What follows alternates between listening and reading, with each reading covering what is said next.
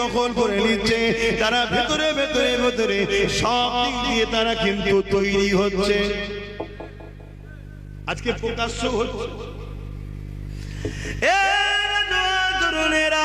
আল্লাহ নবী সাহাবাদেরকে বললেন, বাবা সাহাবারা কার কি আছে বাবা, আমি রাসূলুল্লাহ, আমাকে দাও বাবা, দিনের জন্য দাও বাবা। কোন সাহাবা এসে উট দান করছে, কোন সাহাবা এসে ঘোড়া দান করছে, যার যা সামর্থ্য রয়েছে আল্লাহ নবীর কাছে দিতে লেগেছে। ওই সময় একটা মহিলা কোলে বাচ্চা নিয়ে আল্লাহ রাসূলের দরবারে এসেছে। আমার আম্মা জানেরা, আমার বোনেরা, মন দিয়ে শোনে, এই জমিনে নারীদের কোনো ইজ্জত ছিল না গো। এই জমিনে নারী ছিল অশুভ, এই জমিনে নারী ছিল ভোগের জিনিস, এই জমিনে নারী ছিল খেলার জিনিস। কিন্তু আমার রাসূলুল্লাহ নারীদেরকে এত সম্মান দিয়েছে, প্রত্যেকটা পুরুষের জান্নাত নারীর পায়ের তলায় করে দিয়েছে। ওই পুরুষটা, প্রতিটা পুরুষের জান্নাত তার মায়ের পায়ের তলায়।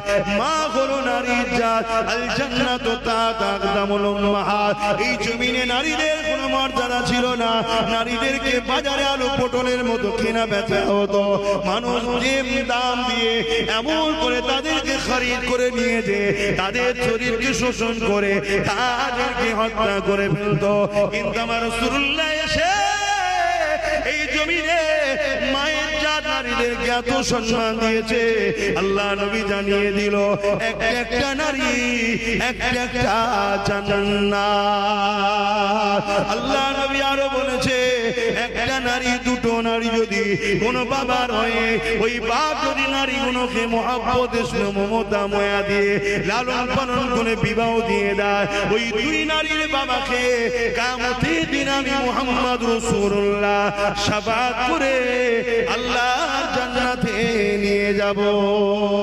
আল্লাহ নবী আরো বলেছে, যদি কমন করে একটা, দুটো, তিনটে কন্যা কোন বাপ যদি পেয়ে যায়, ওই বাবা যদি তিন কন্যাকে লালন পালন করে মায়া মমতা স্নেহ দিয়ে বড় করে তার যদি বিবাহ দিয়ে দেয়, আল্লাহ নবী দুটো আঙুল তুলে দেখিয়েছে, এই দুই আঙুল যেমন পাশাপাশি রয়েছে, ওই তিন কন্যার বাবা আর আমি রাসূলুল্লাহ আল্লাহর জান্নাতে পাশাপাশি থাকিব।